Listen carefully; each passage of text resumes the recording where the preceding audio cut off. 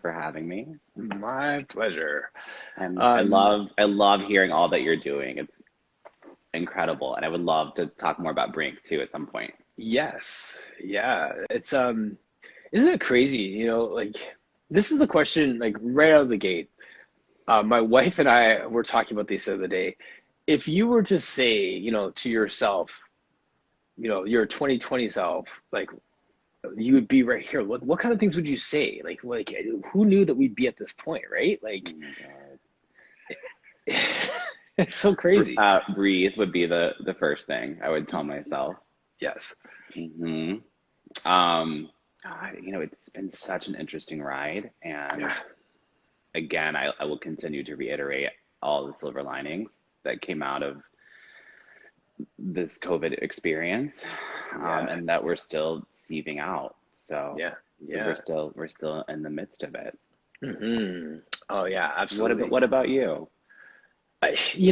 Because not fair. I thought of the question because I asked the question, but the the thing that I realized with this time is that, for myself and my business partner here, my colleague running the studio, we've been so aggressive in the last year. Like we didn't hibernate at all. We were like, okay, we can make up some ground here while the rest of the world is panicking. What can we do? How can we continue to connect with people? How can we make some ground on those big box gyms that are completely shutting down, right? Yeah. Like we really tried to capitalize on this time. So yeah, breathe is one for sure. Breathe is one. And I think I might have taken some more time off. I really didn't take any time off last year. Where some people just stopped for like a month or like Yeah. stopped for like a week. I like the first Monday, I was like, I think I'm gonna do a live tomorrow.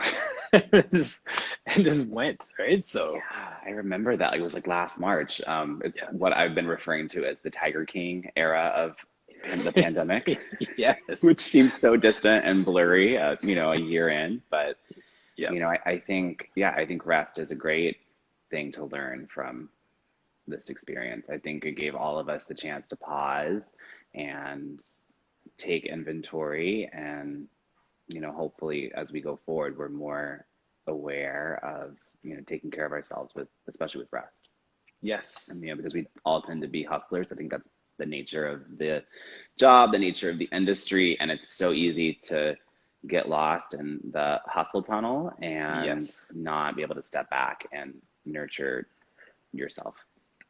True. I think I have to say though, at the same time, I've said that in the past that it's so easy to get in that hustle. I think that part of the problem or the reason for that is because we actually like our jobs. Yeah. And aren't we lucky? Aren't Like we lucky? we get to go to work every day and be inspired and help Yes. people. And it's not the judgery. My comparison, right, is my friends who work in the corporate 9 to 5 situation. And, they always talk about the Monday scaries. And I'm Yes. like, why not make it the Monday like fabulous or something, right? I mean, like you literally get to wake up every day and do incredible work. And Right. that makes me so happy.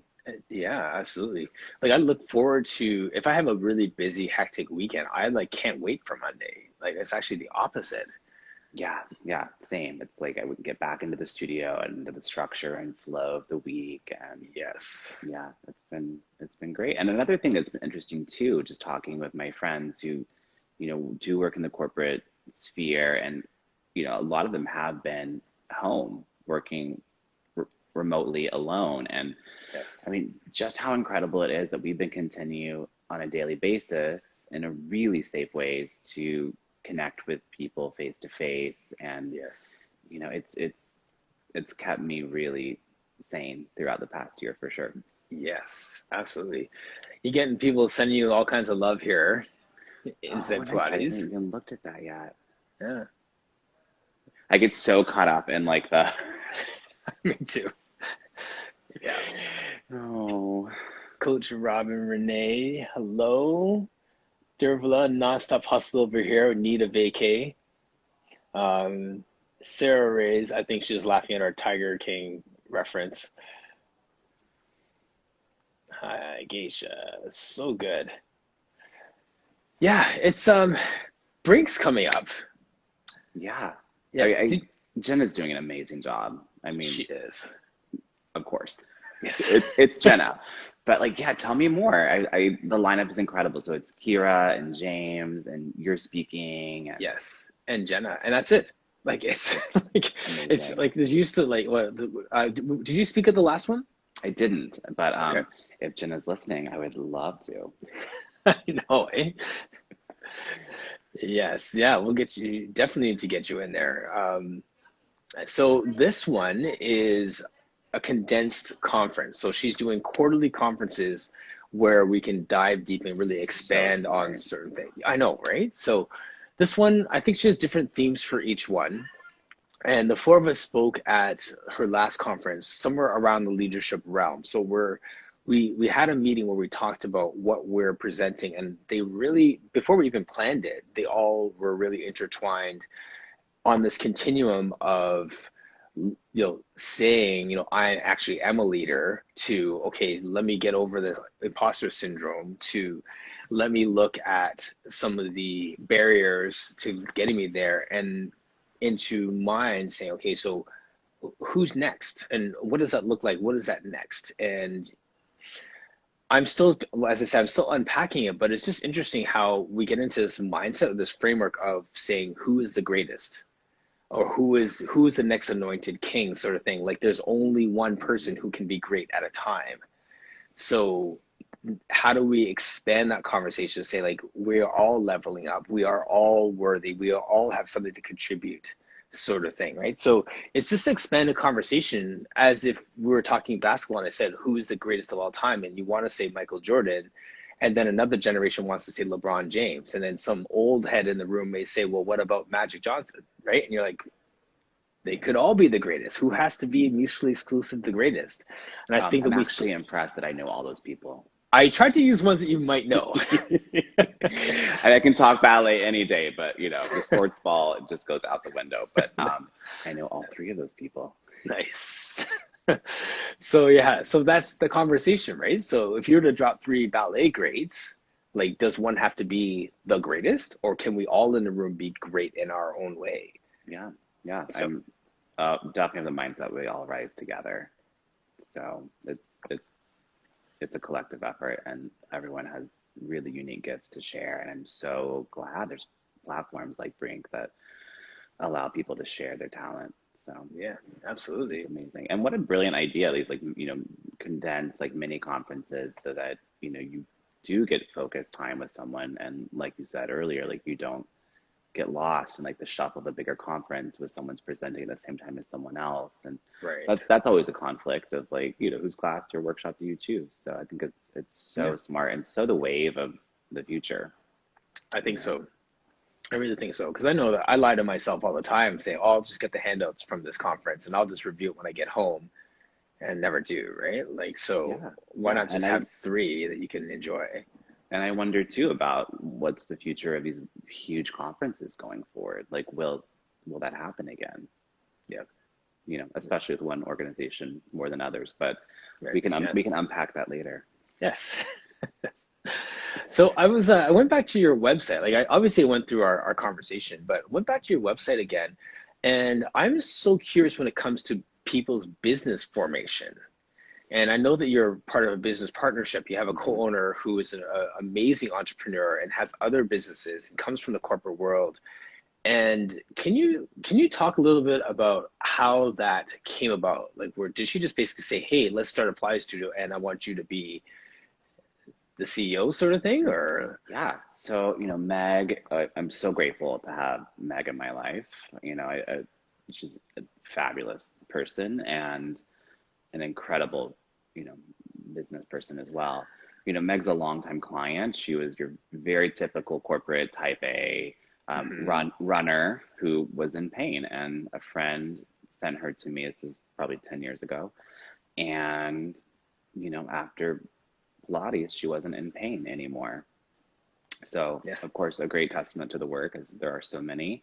yes, And you know how you just get close to certain people over the years. And then a yes, few years ago, we started kind of having this conversation. She was ready to When I met her, she was director of North American sales for Adidas. So, no big deal.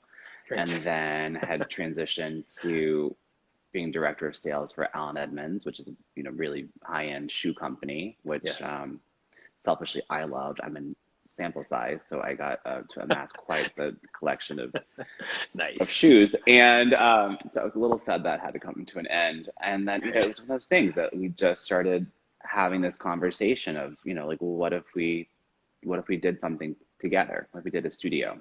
Yes. And it almost didn't happen. And it was one of those synchronistic events where like the right space showed up. And then we got really clear over the past couple of years about like what is the business model that we want going Yes. forward, because we started with one model and then shifted to another. Hmm. And I'm so happy we did. We shifted to a rental model. So basically the studio, I really talked a lot with Blossom about how she runs her studio. I've always admired the way she structured her business, and Yes. she was really helpful in us pivoting our business. And this is pre COVID.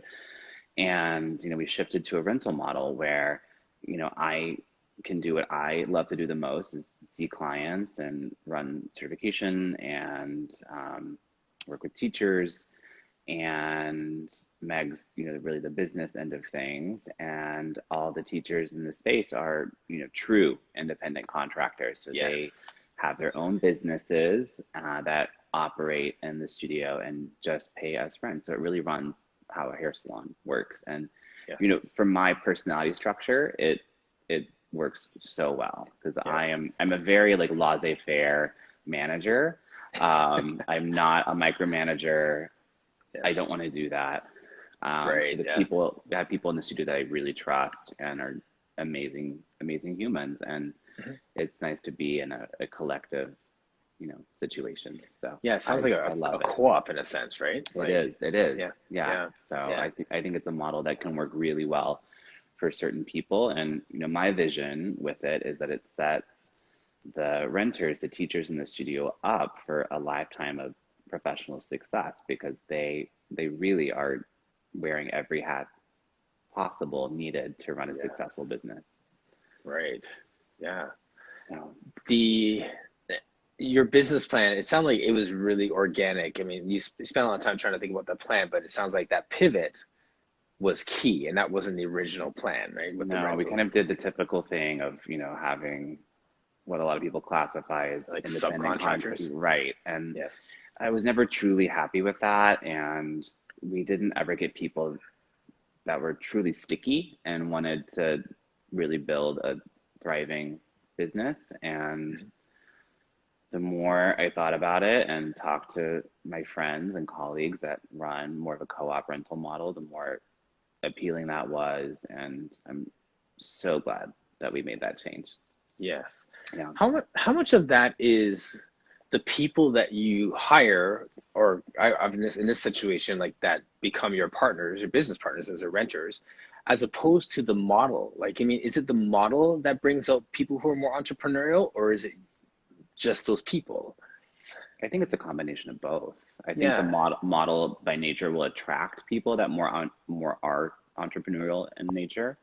Yeah. Um, yeah, Because I know, like, I work at big box gyms, and trying to hire Pilates instructors in the past is like we're so nomadic, right? Like everyone just kind of bounces around from spot to spot. Like you follow your people, or you get a better opportunity, or you don't like the hours, or you're pieced out. Like, so if you could find people that have that sense of ownership in the space, like that model is perfect for that because it really is their space as much as it's your space. correct, correct. Yeah. Yeah. And everybody wins, which And is everyone wins. fantastic. Yeah. There's a lady in, I think, Allison Crouch, a lady in Toronto who runs a similar model. I'm surprised more people don't run that model. I don't like, is it just not trusting people with their space? Like, do people have, Mm, in your case, do they have a key? Do they have access at, before and after hours and that sort of thing yeah, too? yeah, Yeah. they have it. They have complete access to the studio, and again, I don't have people in the studio I don't absolutely trust. Yes. So that is helpful for keeping any riffraff out. Yeah. And yeah, I'm curious too, like why more people don't shift to this model because I think a lot of studio owners at heart really are teachers and Yes.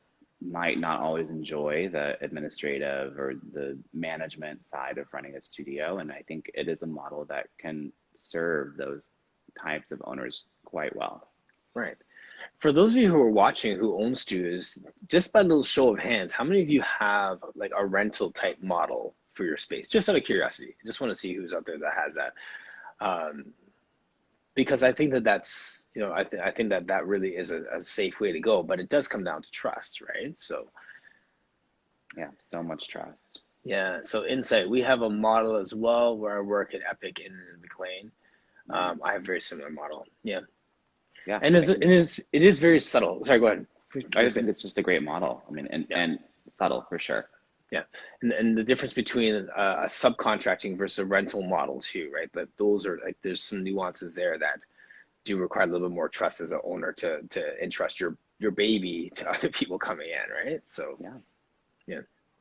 Anyway, so but that's good. I love that you guys have that partnership as well because a lot of us, we're lone rangers out here and we're trying to do our thing, and you really do need some other people speaking into your world or like business partners who can kind of financially back it and then cut you loose to teach sort of thing too, right? Like those are key. So I just read about that on your site and I was like, oh, that's very cool. Like let's talk about that. And I hope that that's an encouragement for some of you out there to just look at some of those partnerships you have around you and I don't know. So Trey, for you, like what made you decide to jump with it? I mean, why didn't you just stay comfortably working where you were working as opposed to taking that leap of faith? With opening the studio, Yeah, opening a studio. I was working in a similar environment as a renter, and another studio, and I really enjoyed it. Um, Knowing what I know now, I think there's a lot of area of opportunity. I would have been more vocal as a renter as far as my needs and Yes. um, how that space could have best served me, which of course I implement now in my own studio. Yes. Um, and unfortunately, that space was not a space that allowed me to thrive. And Hmm. so, particularly with the pivot of the model of Kinetic, my studio, um, I've been able to lean on my experience and regrets or, gems of wisdom and insight from my own experience. And then Yes. also just from, my friends and colleagues who've been in similar situations and how we can navigate that and really set everyone up for success. Yeah. Amazing. Yeah. I want to give you a minute to brag for for a minute here. Like your education. You got Peak, you have Franklin Method. Like just talk about some of your education stuff that you've done in the Oh past. yeah. Yeah. I think at heart I'm a deeply curious person. My Yes. mom has always said I was one of those why children. So it's so much to the so much to the point where she basically said, the encyclopedias, remember those, Yes. are over there. You can go look it up. So this is pre Google. Yes. So I think that's part Encyclopedia of it, Britannica. Yeah. right? And then I Yeah. also just think I was so lucky that when I started Pilates, I had the most incredible teachers. Colleen Glenn was my first teacher mentor. And then I found Wendy Arbuckle, and then Mm, from there I went to the Pilates Center of Boulder, and amazing. and then was folded into Peak, and that was again was because of part of Colleen's influence because she and Zoe Trapp and Claire Dunphy created Peak's program, and Yes. um, for the Franklin method, I was a dancer, and especially with modern dance, I think you're always really in flux with somatics. Hmm. And so I had studied, Feldenkrais and Alexander, and they were really interesting. But it wasn't until I remember when I got Eric's book, Dynamic Alignment Through Imagery, it was something that was like, oh, I can sink my teeth into it. And then when I did my Yes. first Franklin workshop, and this was 2009, when I took my first workshop with Eric, it really blew me out of the water. Yes. And I just took workshops for a few years, and then in 2015 I was ready to dive deeper, and so that's when I started the teacher Hmm. training. I did all 3 years in New York, Yes. and for me it was a game changer. Yeah. I mean it's so rare. I mean you only get so many geniuses a generation, Yes. right? Yeah. And Eric is definitely one of those people. I mean, brilliant Wow. educator, Yes. and it was amazing to take the opportunity to study with him. And I mean, just Yes. up leveled my, not only my teaching, but just my experience in living in a body, right? That's huge. Yeah, Yeah. yeah. Yeah. So, The what was one of those like mind blowing like takeaways like right out of the gate? We were like, this is not like this is my home sort of moment. yeah, I think it was the first workshop I did with him where it was the pelvic power workshop, which is still one of my favorite workshops to teach. And we were Okay. talking about, we have a term we call the bone rhythms. And Hmm. these are, how the bones in our body move and three-dimensional counterbalancing spiral rhythms. We were Yes. looking at how the pelvic halves move in a spiral, and it was just one of those moments where I had always been told the pelvis is a square and you have to hold it still and rigid, and Yes. all these things that we've inherited as movement educators from Hmm. many different disciplines. Yes. Um, and when I experienced that in my own body, it was transformational, and I just knew there's no going back. Once you experience Yes. the truth of movement. It was a very similar experience to when I had my first lesson with Wendy Arbuckle. It's like when you first experience someone that knows the truth of movement, there's no going back. You have to follow the breadcrumbs. Yes. I love that phrase, the truth of movement. So why didn't you end up back in dance with that? Like I would think that since you learned those things, it would illuminate your whole dance career. Like, Yeah. wouldn't it? I really Like, let dancing kind of fall to the wayside after college. okay. Pilates really became the main thing. And, I mean, like, there's no money in dance, unfortunately. Right. I love it as an artistic outlet and creative expression, but Yes. um, I have rent to pay, and Pilates pays the rent. Real talk. Yes. Yeah, and I love it. And I was really lucky that my teachers were so giving and encouraging, and um, yeah, so it was just a Yeah. really natural progression. I think that Yeah. happens a lot to dancers who go into Pilates. Right. Yeah. Yes. Carrie Miller Pilates. Hello. Yeah. Design Movement Lab uses that same model. She's been Bree was saying that. Very cool. And Blaze Pilates is in the room. Hello. It would be really fun to have like a whole conversation of people who use the rental model, right? As far as like a little like mini workshop or like a Zoom call where we all Yeah. talk about best practices and strategies like that. That would be incredible for me at least. Yeah, exactly. I did a few of those earlier. Like we did these core connections where I used a different platform on Facebook, and I had like three or four people in the room to talk through like different topics. So I wrote that down. That's actually a really good idea because people are at different points on this continuum as movement specialists, right? Like some are working as at a big box gym 2 hours a week while doing their full-time job, and others have had a studio for like 20 years, right? So Mhm. everyone's in the room, so to speak. So yeah, it'd be great to talk about best practices and see what works for everybody. That'd be cool. Because I mean, yeah, and there's so many different models like yours is like you said, it's like a hairdresser model, so to speak, right? Yeah, it's really simple. It works well, and I'm very happy with it. Yeah, yeah. Circling back to the Franklin method for a second, Yeah. is that where that phrase, the positive movement experience, came from, or is that a Trey Fryism? I really have to credit Anula with that. Anula Okay. Myberg, who's a dear friend. I Yes. remember, like, this was a number of years ago. She said something like, the time we spend with our clients might be like the highlight of their week. It Yes. never really occurred to me, right, until that moment. I was like, wow, that's right. Like, we don't know what's going on in our clients' lives every day, and that Yes. hour, 2 hour, 3 hours a week we see them might be the best parts of their week. So Yes. I think that was a big awakening, and then just starting to ruminate on that and really make the shift. I mean, of course, we're teaching Pilates, right? But Yes.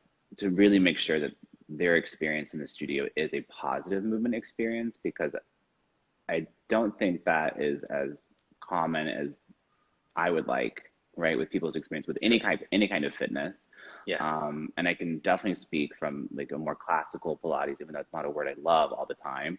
A classical It works Pilates here. Yes. environment. I Yes. think a lot of times, especially classical studios, can be mean, elitist, Right. mean. off-putting, not welcome to all body shapes, sizes, etc.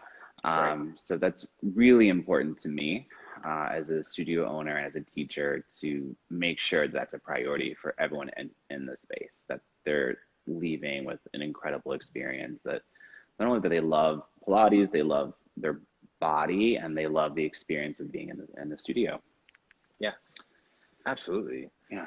Yeah, I've been thinking about that and kind of charting my classical Pilates journey. And I think we were talking about this last week too. Sometimes that, I don't say a negative experience, but like that experience of it not feeling as good as it could mentally or emotionally for a person comes from our place as teachers of trying to get the work in, of trying to do it by memory, trying to make sure we get the order in, trying to make sure that the foot is turned up properly and the toes pointed this way and that the shoulders are set correctly and that the head is, when we get so caught up in the minutia of the movement that we forget about the person doing the moving. Yeah. Yeah. I think so often we teach the form, we don't teach the person. Yes, exactly. And as much as we say we teach to the body in front of us, Do we what's the really? practical, do we really? What's a Yeah. practical application of that? Right. And more than just the body, like the body, mind, spirit in front of us, the complete Yes, person, yes. and I think that that is a conversation I would love to dive into more, right? I Well, mean, not yes. only now, but like as far as an industry, like, As an industry, yes. like how are we really teaching this whole person? Because Yes, no two people are the same, and we really need to be more like chameleons to adapt our teaching to serve each individual unique person. absolutely. And I feel it's not even enough to say no two people are the same because the same person can be different on their Monday Right. and their Wednesday session. Exactly. Between Monday and Wednesday, they could have lost their job, their kids gone astray, and all these different things could be happening in their world, and they come in just so tightly wound that the exercise that they nailed on Monday, we can't even get close to on Wednesday, Hmm. right? So Yeah. that's yeah, like we always have to be teaching to the body in front of us right now. Right now. Yeah. Uh, And, we're never the same day to day. And I think what's even more interesting too is that, the human body never even moves the same way twice. Right? The femur right. head will never move the same way in the socket, Exactly. Yeah, exactly. I never thought of it that way, but it's so right? true. Yeah. So even, footwork on the reformer, each repetition, which I think isn't even a good word, it should be more like evolutions, right? Because it is never the same. And I Yes. think we're oftentimes so demanding that it be the same, right? As far Hmm. as an Hmm. aesthetic or a strategy, that we don't give enough space for that, uniqueness, not only, moment to moment, but day to day, week to week, et cetera, right? Absolutely. Absolutely. And was it you that worked with Mary Bowen, or you're saying one of your instructors worked with Mary Bowen? Yeah, I know. I worked with Mary, so I was really lucky that Wendy Arbuckle, Hmm. brought.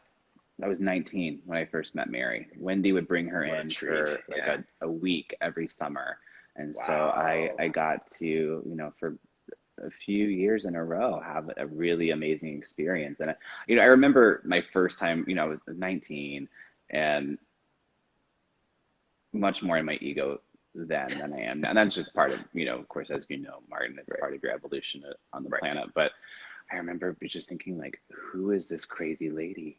Yes.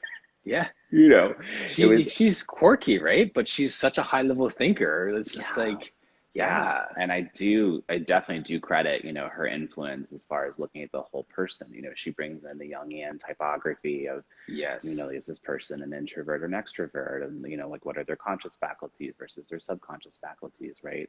And that definitely planted so many seeds of teaching the unique person. Like, oh man, yeah, yeah. Yeah, With my background in counseling, I studied Mary Bowen in my counseling degree, and then found out after that she's a Pilates person too. amazing, So she's one of amazing. those people that I like. Yeah, I don't know what I'd do if I had her on the show. I'd have like 6 trillion questions for her. Yeah, you Um, should you should get her on. We should I'd love we, to. I'd we love could to. like teach her how to do Instagram live. Yeah, I know.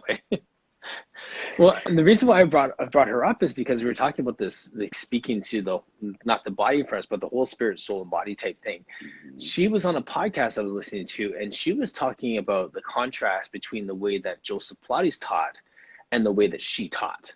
Mhm. And would I don't know, this is just from what I heard and kind of surmised from the conversation is that she might have been one of the first people to bring in the dialogue of spirit, soul, and body into the Pilates movement practice. I think, I can't speak for Mr. Pilates, right? Yes. I can assume, I can reflect, but, I definitely know that I think it was built into the work, body, mind, Yes. spirit. And he definitely mentions that in Return to Life. And as far as Yes. the day-to-day teaching, I mean, we of course know English was not his first language, but Right. um, yeah, I think Mary's contributed so many gifts, Yes. as a So yeah. teacher and human on this planet. Yeah, exactly, exactly. And the reason why I said that is because she was saying when she was watching Joseph Pilates move around the studio when he was teaching, she said he never shared anything quote unquote internal. So he would like move around and correct people and see where they're at and do things and be hands-on and verbal and all these different cues and just keep people moving correctly and safely and deeply and all these different things. And she was saying he wouldn't go deep with anything unless it was necessary. So he was conscious of it. And she shared stories of, like Tony the barber and all these different people that he may have had these deeper kind of connections with. But for the most part, he kept things moving. So I was kind of pulling the pieces together where Mary Bowen would be observing these things and saying, this is the other level to this. This is the other connection to it. So I don't want to put words in anyone's mouth, but it just sounded like because of her, Mary Bowen's teachings and understanding that she would be the one to even maybe label those things a little bit better, what was happening and what he was doing. I don't know. I'm just kind of curious about it, but it's just interesting to hear her talk about the way Joseph Flies taught in his studios and the way he moved around the floor, right? So, Yeah, yeah, I love those stories. And I still love when you had Benjamin on, and he said that everything post Mr. Pilates is neoclassical, contemporary. right? It's contemporary, Yes. right? Yeah. Yes. Um, I think that's so true because the moment we each bring individual and unique gifts as teachers and as humans, and I think the moment we teach the work, it's unique to us, Yes. right? So I'm more interested in nurturing that than trying to go back and be as authentic as Mhm. possible, because really if you want to be truly authentic, you need to be authentic to yourself. Yes. Yeah. And that's not to diminish understanding and order and repertoire and having a Not at common all. language. You have completely have to know the scales in order to play jazz. Yes. Thank um you. you know Yes. I but couldn't find a sport analogy fast enough, so that was perfect. I will go with music any day. It's a deep love of mine. But I think we all need to be bringing our ourselves and our unique gifts more fully present into the work. Yes. There's something to be said for permission, though, at the same time, Yeah. And right? how often Because, people aren't given permission. right. And when do you have permission? At what point? What's a checkpoint at which I can just go off and do my thing? Like, do I have to master my scales first, or do I just have to have them memorized? Like, how much do I have to know of these scales before I start playing my own improvised Yeah. music? I think mastery is always a nice starting point. I think of God, wasn't the tipping point. I think was it Outliers, Malcolm Oh, Gladwell. yes, Gladwell. He did the 10,000 hour or Yes, 10-year 100,000 hour whatever it was, ten thousand hours the of formula toward competency. mastery, right? And Yes, yeah. I Or was it read competency? I have to go back Yes, and yeah. look, but it's Yes, that formula, right? And yes. I definitely read that book about 10 years into being a Pilates teacher. And Yes. I was having my own, arrival. I guess that's a great word to use. And Mhm. it was nice to see the research back up what I was intuitively experiencing. So that was Yes. amazing. And then, yeah, and then from there we go. Yes. The when we were talking earlier about that positive movement experience, it's so funny. I said the word, we taught Franklin, we taught Bowen, we taught all these different things. But ultimately with this positive movement experience, you were talking on our first conversation about your weight loss journey Mm, and your way into this path. So can you just kind of just recap that a little bit? Because I want to just continue with that the conversation around the yeah, movement experience yeah. itself. I was a heavy kid, um, and when I was 14, I started my weight loss journey, and it's when I started dancing as well, and I did not enjoy the gym experience. It Mm-hmm. was super intimidating and not comfortable. And when I found Pilates, the Pilates studio was always, to this day, is a very safe space, and it's definitely part Yes. of my mission too, as a not only a teacher but an owner of a studio, is to make sure that it is a safe space for everyone. Mm-hmm. Um, so I love that experience. I loved the work. I loved how, it was hard, but it was also really heady and intellectual, and it's something that really satisfied, me as a thinker, Yes. and also as a mover. Yeah, Yeah. exactly. So in terms of your like weight loss journey, was it primarily like the dancing that was like your thing, or more the Pilates? Like what was it within that itself that you It was found? both. I mean, I made some major nutrition changes, of course, and you have Mhm. to do that. But yeah, it was really both. I Yeah.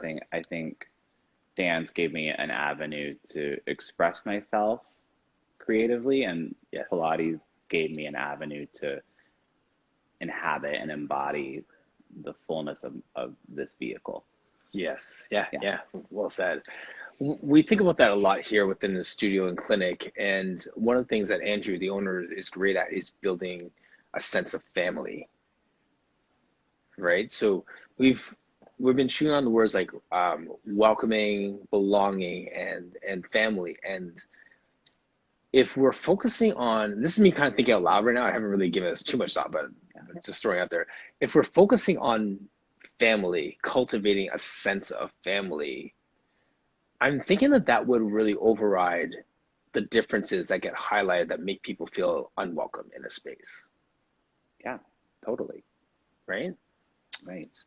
So instead of saying I'm chasing after having the BIPOC community in here or the LGBTQ plus community in here or the First Nations community in here or the whatever community, if we are coming at a place where like let's cultivate family within here, let's make everyone feel like they belong, not like they're just welcome, like it's a power struggle, like this is my space and you're allowed to come in now, but you belong here. Belong. Yeah, I think belonging is such a great word, Yeah, yeah, you and know. chewing on it.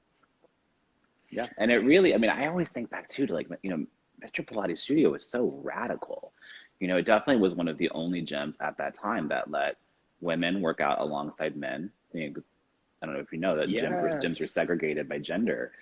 I mean, we still have a very old school, like, high end health club in Milwaukee that, I mean, the women's gym is in the basement. You know, that says a lot. But he is also one of the, it might have been, this is like the 40s, 50s. It might have been one of the only gyms that let people of color work out alongside white people. Right. Yeah. This is way before the 60s and quite radical. And so I think Yeah. that it's built into the work, right? Pilates has always been radical and inclusive Yes. and meant for every person. So to me, Yeah. that's it's just part and parcel to the work. Yeah. No, absolutely. Yeah, that's so true. It's really good. I was gonna say something with that too, and I can't remember what it was, but that sense of belonging is so key.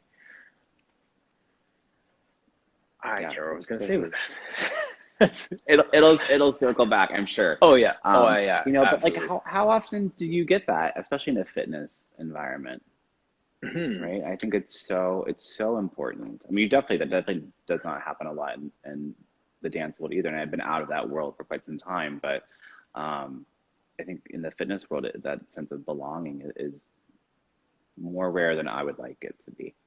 Right. Exactly.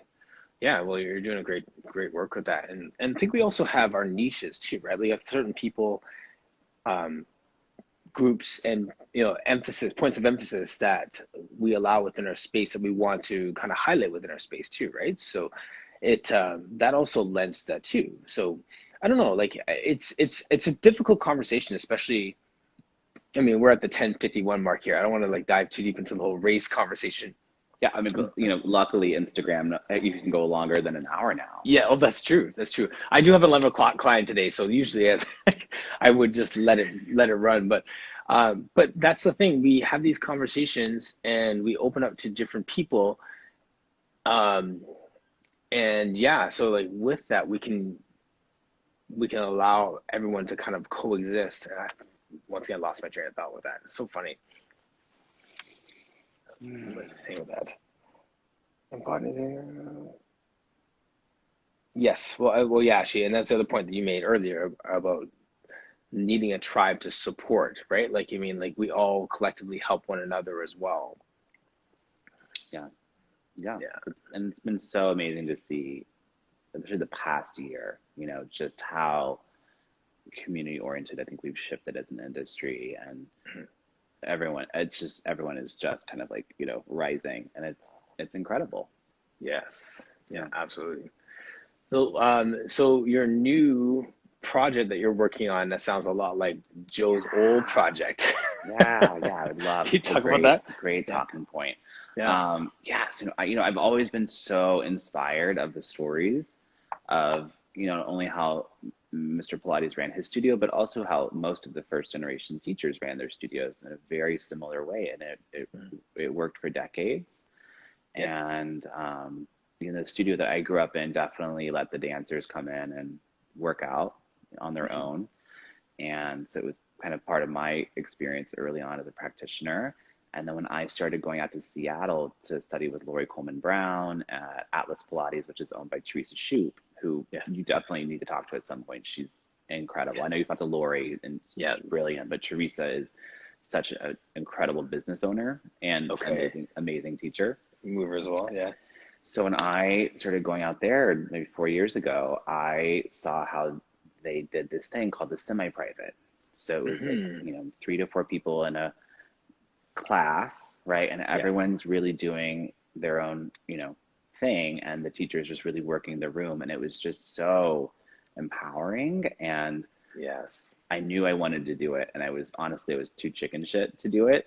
Um, and Well, why? then it's just such a departure from Standard the group class. Simon Says follow the leader thing. And I think that Yes. that absolutely is amazing. I'm not denigrating that at all. I think everyone needs to know how to lead bodies through space in that format. I Yes. think what I'm doing now with the semi-private is it's a much more advanced teaching skill. That yeah, it's a more advanced teaching skill. And I with the pandemic had enough space to feel comfortable taking a risk. And it Yes. also coincided. I read the book Blue Ocean Strategy, which is written by Okay. two Harvard Business School professors, right? Yes. And they Familiar use with it. they use Yes. the metaphor of a red ocean as like a congested market space with lots of competition, and then a blue Hmm. ocean as an uncontested market space with no competition. And so it really got my wheels spinning about like I can create a group option that is unique to the market space in my area, Yes. and I'm loving it. So I think the magic of Pilates is that it's so adaptable to the individual. Again, that whole teaching the body thing. Yes. Yes. And we can do that in a format that is financially feasible for the average person Yep. and allows them to take care of themselves.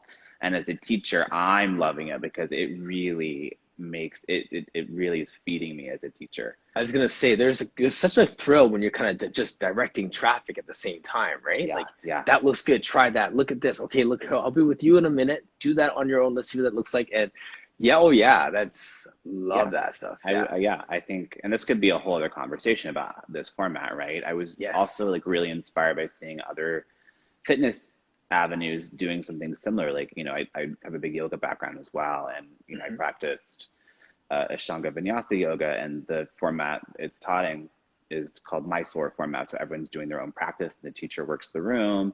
Yes. CrossFit kind of does a similar format as A little bit, well. yeah, So yeah, it's happening in other places, and curves, right? It's happening in other places. And so it just made so much sense to me to dive in and for try to sure. bring it back to Pilates. And the feedback I'm getting from the clients is incredible. Great. I'm loving it as a teacher, and there really at this point is no turning back. That's great. Yeah. Are you documenting it? Are you systemizing it in any way where people can where people can answer questions? You can answer people's questions on as a professional, like I would do that, but my concern is this, and you could be like, well, I did this way, sort of thing. I think it would be a great conversation to have. Yes, yes, Teresa Shoup and I did do a video. It's on YouTube. So if you go to Atlas Pilates YouTube channel, we did a yes. video we recorded in July Okay. talking about it. And I definitely think it's time for Teresa and I to do a follow-up conversation on best practices. Yeah, And, I have my own strategies I've developed and that are proving successful. But yeah, I think it's a really cool thing. that is exciting. Yeah, Let's keep that conversation going too. I like yeah, your I would love suggestion that. about the rental space too. So one, rent different models, and two, different teaching models. So you're basically just revolutionizing the whole Pilates industry. I don't know if that's maybe. I'm definitely Maybe. I'm lucky to have a space where I can have practices that work best for me, right? And if that That's resonates out so, into the that world, was that's amazing. so humble. Yes, you're right. You are. Yes. Yeah, because Yeah. after 20 years, I was just not happy with everyone doing the same thing in a group class. It's not the magic of Pilates lies in its uniqueness to the In person. its uniqueness and its, yeah, and its own Yeah. creativity. So Amazing, Trey. yeah. Well, thank you once again for your time today, my Oh friend. my God, Martin, so fun. And I look forward to more conversations and, Yes. you know, everything that you're doing is incredible. Thank you for all you're doing for the community, by the way. Oh, that's my pleasure. It brings me joy, just like this new semi-private class. Yeah. Yeah. Thank you to everyone who's been joining us too. I see Informed Pilates popped in and Kelly Pilates, Adriana Wally. Amazing, I want amazing to really people. scroll through and see I who. know, eh? Guys, please follow all of these amazing instructors and movers. The Pilates School, hello. Yeah, thank you everyone for Thanks. joining. Yes. All right. I will send you the replay later. Thanks, Trey. Awesome. Thank you, Martin. All right. Take care. You too. Bye.